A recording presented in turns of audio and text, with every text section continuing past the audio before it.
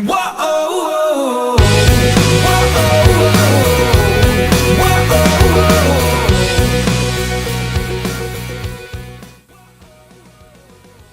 this whole idea and concept of adoption is something I just feel growing up there was a negative idea or thought process behind it.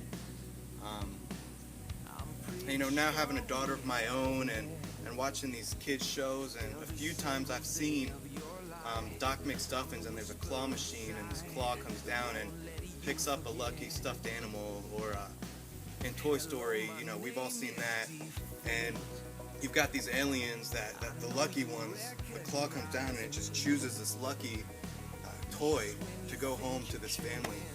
And I think that's kind of the concept of adoption that we've all kind of taken our own, that there's just these people out there that for some reason get this magical concept of, I need to go and help this orphan or this child that doesn't have a family. And those people that get taken, they're just the lucky ones.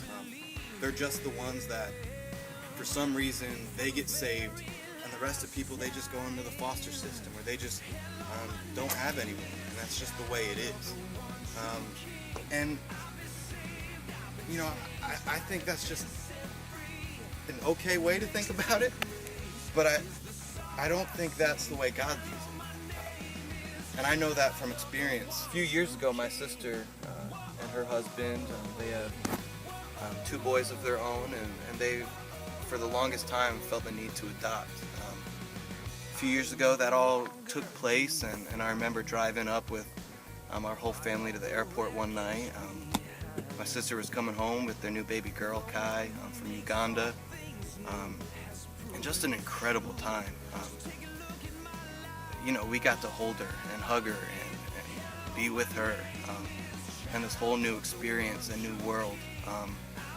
And it was such an incredible picture, because that following weekend, my sister took Kai to Disney World. And the picture of where Kai came from, and because someone she didn't know came to her land, took her home to a better place, and the following weekend she gets to be in the greatest place on earth, in Disney World, eating cotton candy with a family that loves her. That's crazy about her. You see, I think that it's not just the lucky ones. God wants to come and save all of his children. He wants to adopt us all into his family. John 15:16 says this: "You did not choose me, but I chose you and appointed you to go and bear fruit that will last." You see, God isn't like us and just says, well, the lucky ones will get picked and the ones that won't. God chose to do something about it. He said, my children aren't going to be left alone. I'm going to go, and I'm going to save them. And really, Kai's story isn't just her story or my story or something I got to be involved with. But if you're a Christian, Kai's story is your story. You've been adopted by God into his family. And you're not just a member or some distant relative, but you're an heir to the King. You are his son or daughter, and he loves you more than you could imagine.